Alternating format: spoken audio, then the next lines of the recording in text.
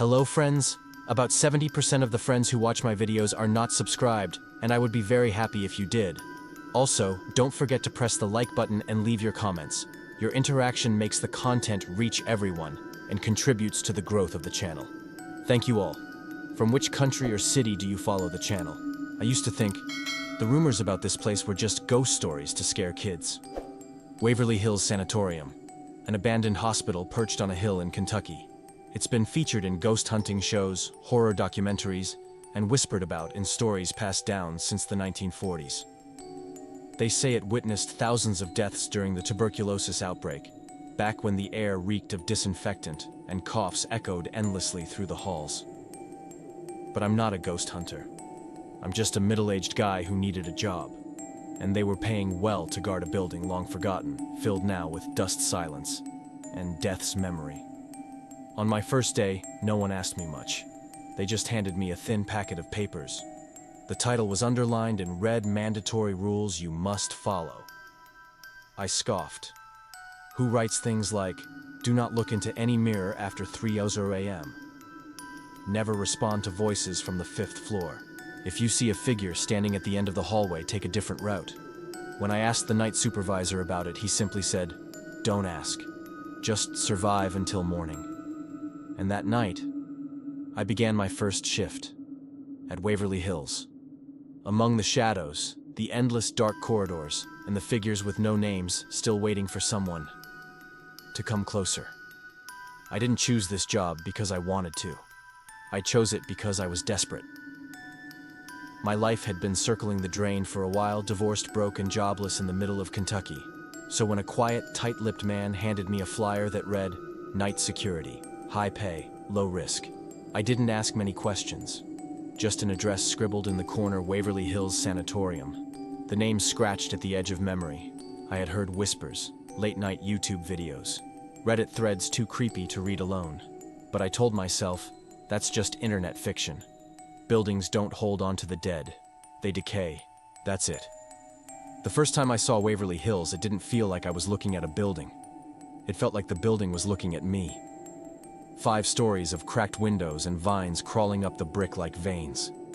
The gate creaked open on its own, and I told myself it was the wind, though the air was perfectly still. The man from the ad was waiting by the front doors, holding a clipboard and a flashlight that flickered like it didn't want to work here either. He didn't shake my hand. He didn't smile. Walk with me, he said. He led me inside, boots echoing through the empty corridors. Paint peeled from the walls like dead skin. Wheelchairs and rusted gurneys littered the hallways as if the patients had simply vanished mid-treatment. When we reached the old security office, he handed me a worn-out binder labeled in faded red ink. Do not break these rules. I laughed quietly, expecting some corporate nonsense.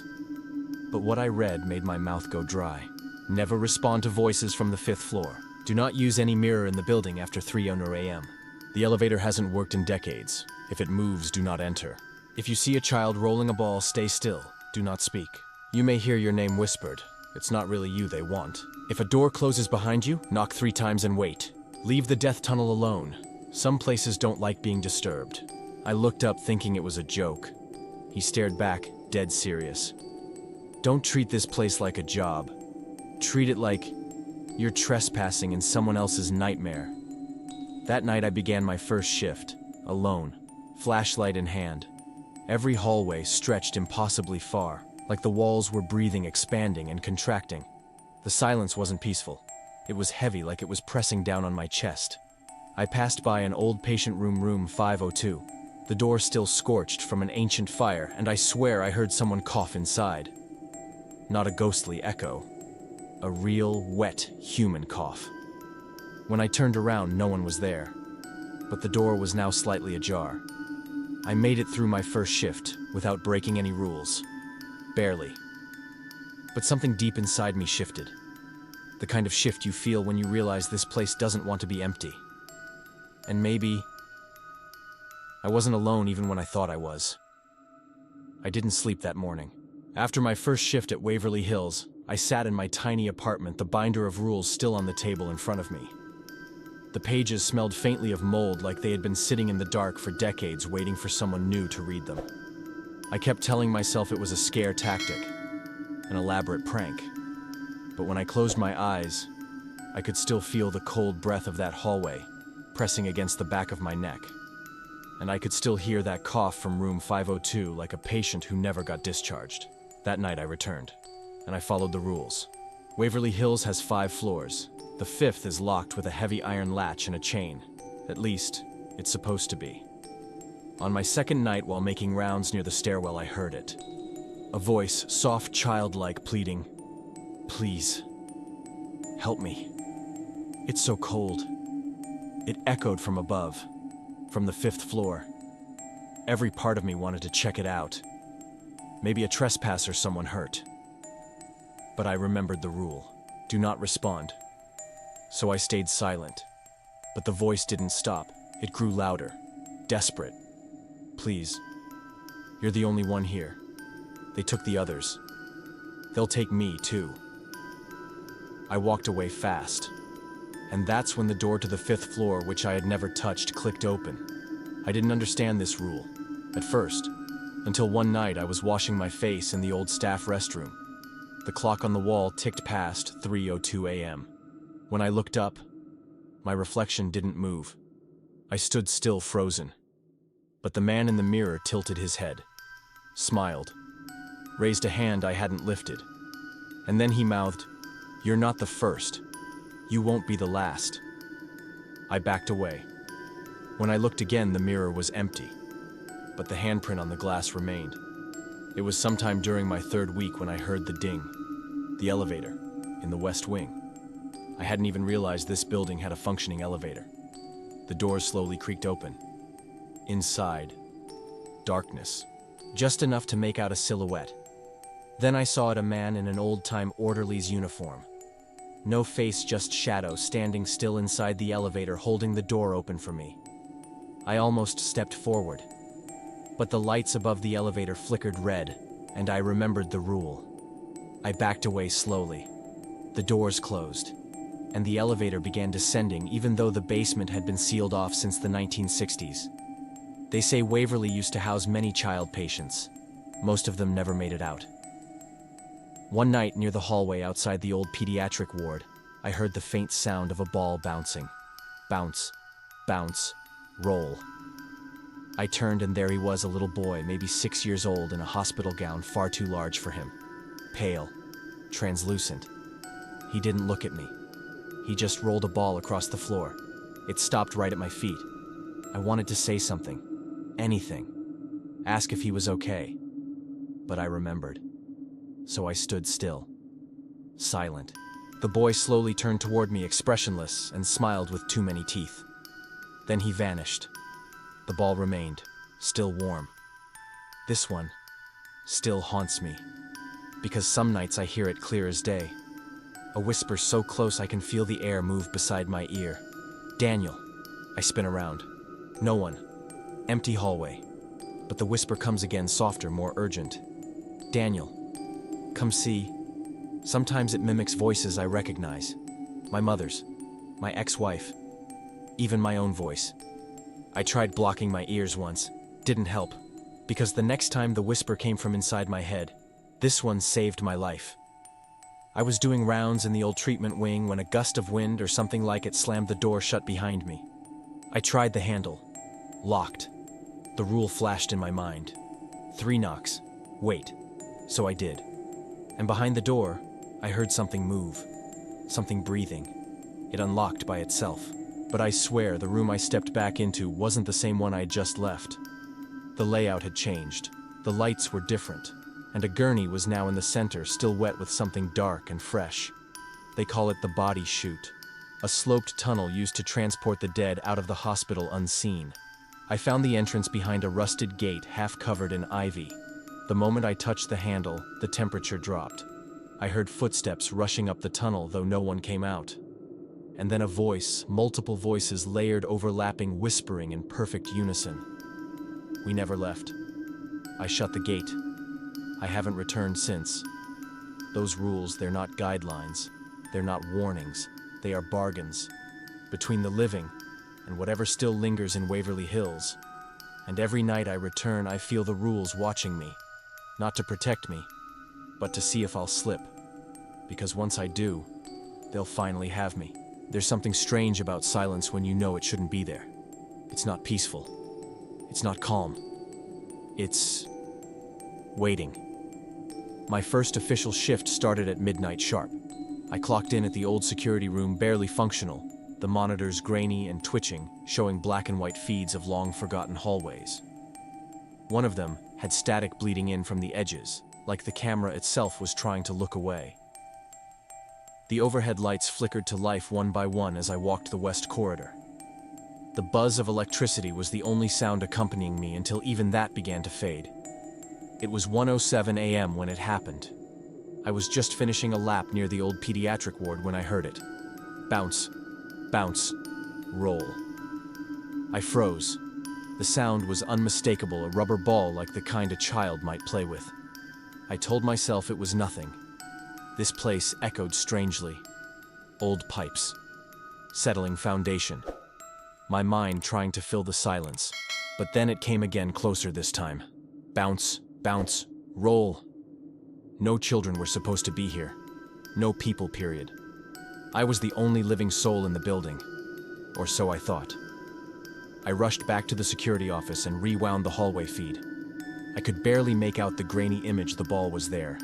It came from the dark edge of the hallway and rolled into frame on its own. Slowly. Almost playfully. Then it stopped. But it didn't stop naturally. It jerked, halted, like something invisible had caught it. And just before the static took over the feed, I saw a small hand, pale thin, reach out into the frame. I should have stayed put. I should have locked the door and waited until sunrise. But something pulled me. Not curiosity. Something deeper.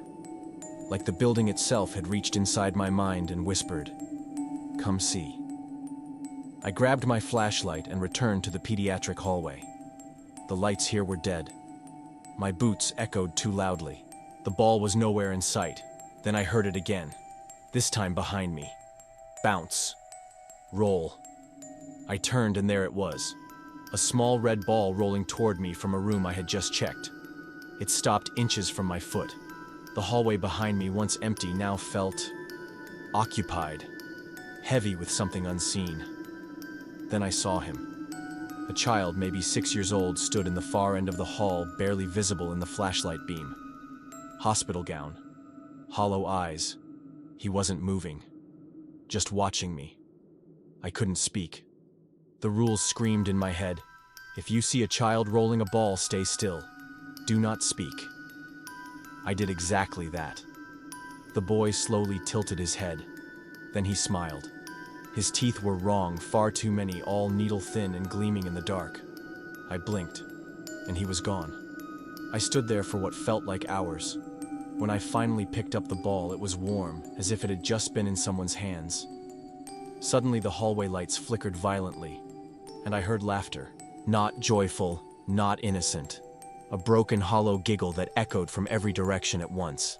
I dropped the ball. It rolled perfectly back down the hallway on its own, right into the dark. I looked at my watch. It was 3:00 a.m. A whisper slithered through the corridor close to my ear, not loud, but intimate. Almost fond. "Welcome back, Daniel." I didn't remember ever being here before, but something in me suddenly wasn't so sure. That night I finished my shift, but I didn't feel like I had survived it. I felt initiated. Waverly Hills had opened a door, and it was no longer clear if I had walked through it, or if something else had walked out. There's a hallway on the second floor they call the stretch. The blueprints say it's 80 feet long, but when you walk it, it feels like miles. The locals who've dared sneak into Waverly Hills at night always mention it. They say if you stand at one end long enough, you'll see something move at the other. Not quickly, not suddenly, just slowly. Closer.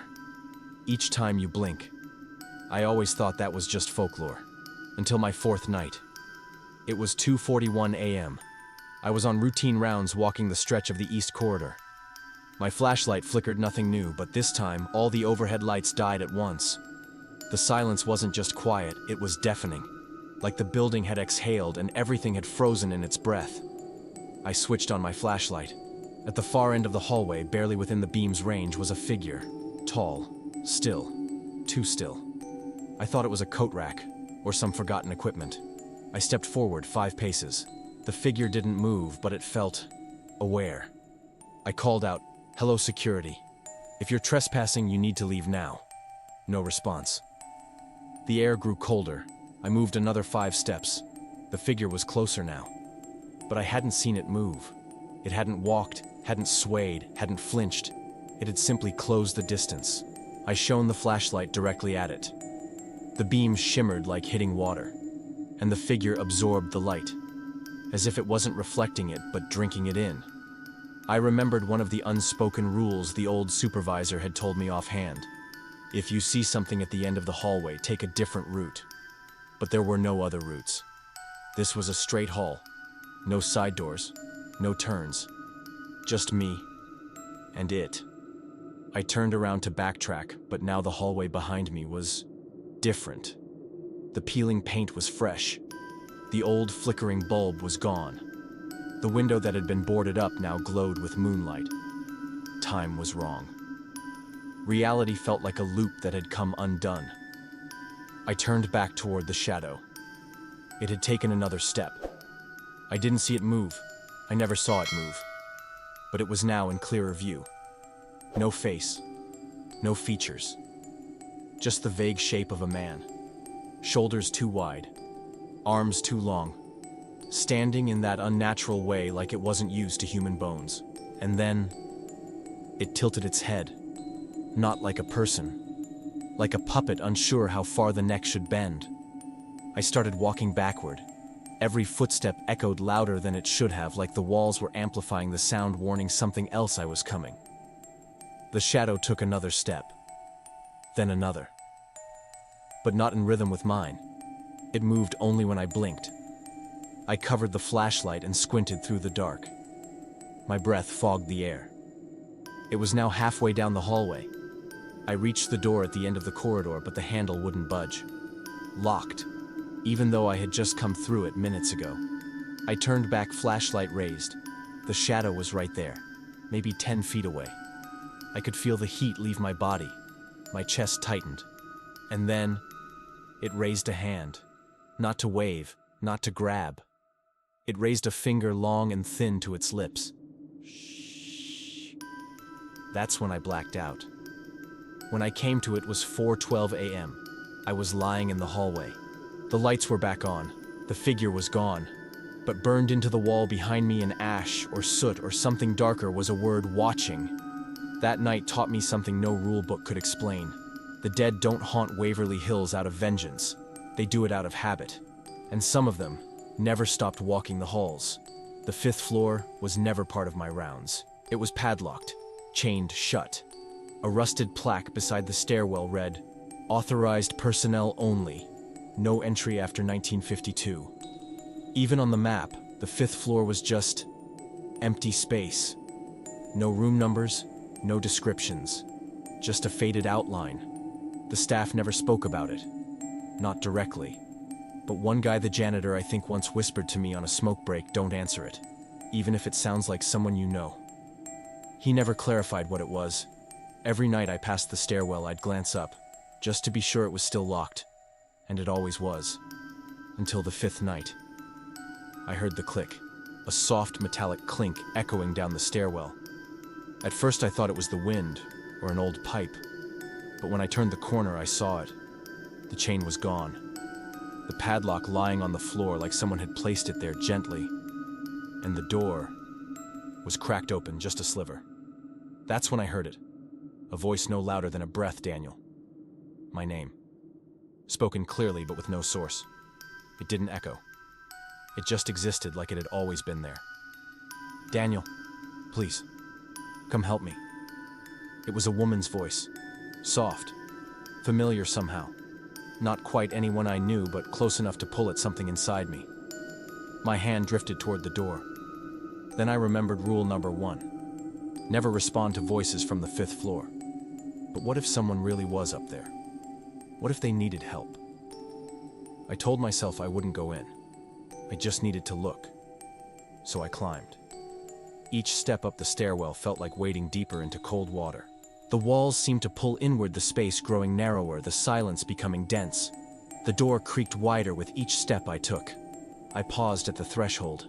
A faint breeze leaked out, but it wasn't cold. It was warm, damp, stale, like someone had been breathing just beyond it. And then, I saw movement. I shined my flashlight through the crack. Inside was nothing but a dark hallway.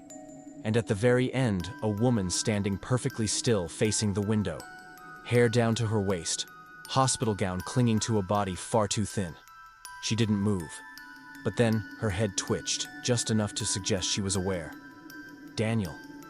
Her voice drifted down the hallway like it didn't come from her mouth. My flashlight flickered. When it came back, she was gone. I slammed the door shut and reattached the padlock, hands trembling, breath ragged. But as I turned to leave, I realized something horrifying. The voice. It hadn't been coming from the woman in the hallway. It had been coming from behind me. As I stepped away, I heard it again, this time directly in my right ear. "We remember you."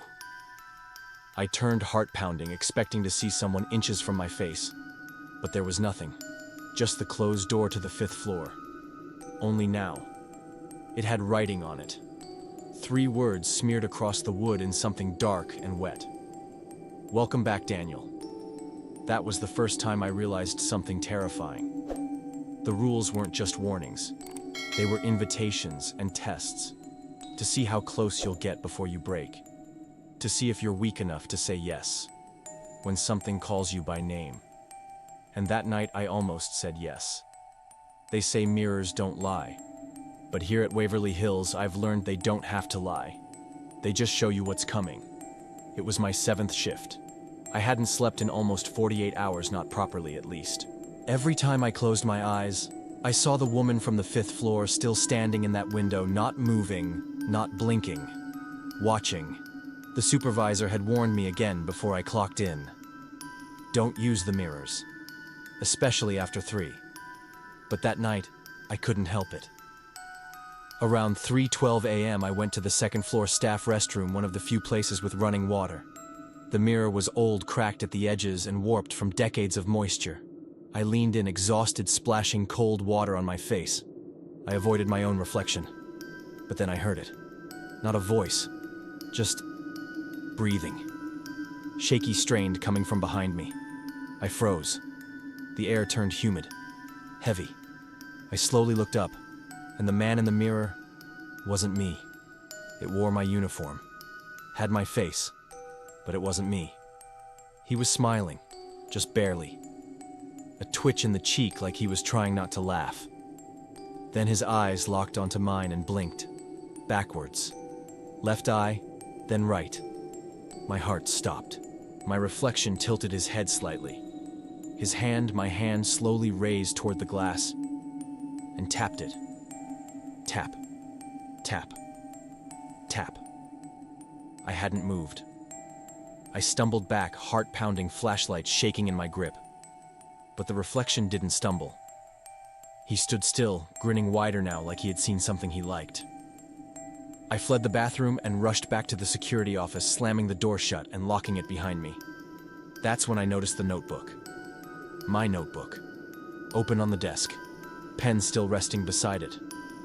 And across the last page in my handwriting, but in a style I didn't recognize, were repeated lines. "I don't remember writing this. I don't remember writing this. I don't remember writing this. I don't remember." My hands began to shake. I flipped back through the pages.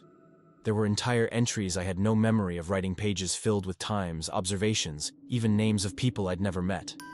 Then I saw it, 3:12 a.m. Mirror shows him again. He's almost through. Almost through. Through what, my reflection, or through me? As I sat in the chair, stunned, the monitor showing the 2nd floor hallway flickered. And for just 1 second, barely longer than a blink, I saw it. The bathroom door was wide open, and inside the mirror reflected a figure still standing there. Not me, not human, just waiting. That was the night I realized this place doesn't just haunt the building, it climbs inside you. It rewrites you. And if you're not careful, you'll wake up one night realizing you're just the reflection now. And something else is walking around in your skin. There's a place beneath Waverly Hills they don't put on the tour maps. They call it the Death Tunnel, a 500-foot sloping passage once used to discreetly transport corpses out of the hospital away from the eyes of the dying. They say the tunnel was meant to protect morale. But the truth, it became a gateway not just for bodies but for something else. Until my 8th night, I never went near it. Then I got curious, and I made the mistake of opening the gate. The entrance was behind a rusted steel door in the basement, the kind of door that groans when it opens like it doesn't want to be touched. Inside, pitch black. The air hit me like a wall, humid thick with the scent of mildew copper, and something else I can only describe as decay soaked into stone. I turned on my flashlight. The beam didn't go far. The tunnel seemed to swallow the light, not just dim it, but drink it. I should have turned back. Instead, I stepped in. The deeper I went, the more wrong everything felt. The air was getting warmer, not colder. And the walls, they were damp. Covered in moss and something that looked suspiciously like stained handprints. My footsteps echoed, but they didn't match my pace, like someone behind me was walking slightly out of sync. Then I heard it. Scrape. Shuffle. Scrape. Not rats. Not wind. Something dragging its limbs slowly just beyond the beam of light. Around 150 feet, and my flashlight began to flicker.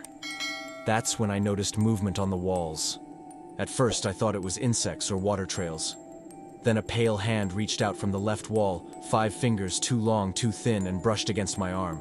I screamed, spun around, no one. Then another hand appeared, this time from the ceiling. Then 2 more, dozens. They weren't grabbing, they were feeling, searching, as if they were trying to remember what a living body felt like. I turned and ran deeper into the tunnel. The only way was forward now. That's when I heard the voice. Not a whisper this time, a chorus. Male, female, young, old, overlapping, stay with us. You're already part of us. I tripped, scraping my hands on the wet concrete. My flashlight tumbled, landing beam up. And in that cone of light I saw them, dozens of faces just behind the moss-covered wall. Their features pressed into the concrete, eyes closed, mouths slightly open as if trapped mid-scream. And they were moving. Their mouths began to open wider. One of them looked just like me. I grabbed the flashlight and bolted back up the tunnel, stumbling through the humid darkness. The hands brushed my shoulders, my legs, my face never holding, just touching, as if to remind me, you came here willingly. As I reached the gate, it slammed shut in front of me. I screamed, pounded on the steel, and finally, it gave way. I collapsed just outside the entrance, gasping for air. The door creaked back into place and sealed itself. Back in the security room, I found muddy fingerprints all over my jacket, long finger-like smears. But the worst part, on the wall behind my chair, someone or something had written, "You belong below." And the writing, it was in my own handwriting. That tunnel didn't just show me death. It showed me a future. One I haven't lived yet, but one that might already be waiting for me. And every night since, I hear them, knocking, whispering, calling me back. Because once you open that door at Waverly Hills, it never truly closes again. I've lost count of how many nights I've been here now. My phone doesn't work. The clock above the security desk always blinks 2:47 a.m., no matter how many times I reset it. I tried marking the days on the wall, but the chalk keeps disappearing. The scratches I carve into the desk are gone by morning. Or maybe they were never there to begin with. Every morning the manager arrives. At least, I think it's morning. The light outside doesn't change anymore. It's always a dim gray glow, like twilight caught in a jar. He checks the monitors, nods, asks if I followed the rules. I always say yes. He always smiles. But here's the part that chills me. On the cameras, I'm always moving.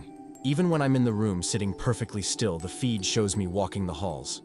I watch myself, flashlight in hand, uniform, stiff with sweat, face blank. But I don't remember walking. I don't remember seeing what he sees. It's like a version of me is still patrolling, stuck in some echo of the building. I started dreaming of Waverly Hills even when I'm awake. Sometimes I think I've gone home, that I've quit, that I've escaped. But then I'll blink, and the walls are back, the peeling paint, the faint coughing down the hallway. there's a part of me deep down that wonders if I ever left the death tunnel at all. What if that's where I died? What if everything since has just been the hospital, keeping me alive in its own way? Even the rules they're changing. They used to be printed in the binder. 7 of them, clear, sharp. Now each night I read them. They're different. New rules. Strange rules. If you see your own corpse walking down the hallway, do not let it reach the stairs. The 4th floor doesn't exist. If you find it, don't breathe. Don't trust the elevators after sunrise. If someone calls your name and it sounds like your mother, run. She died years ago, and one scrawled in black ink. Don't finish the story. Sometimes I feel like I'm being watched, not just by the building. By you. Reading this. Listening to this. Following my every word, like a breadcrumb trail in the dark. So here's my question. Why are you still here? Why are you following the story this far? Because maybe this place doesn't only trap people like me. Maybe it reaches through the cracks, through screens, through voices, through stories told late at night when you're alone. Maybe that's how it spreads. Last night I looked at the monitors and saw something that finally broke me. Camera 4, the West Corridor. There I was again, my doppelganger, walking calmly. But this time, he turned to the camera and smiled and waved and mouthed a sentence I'll never forget. I'm not him anymore. I tried to leave.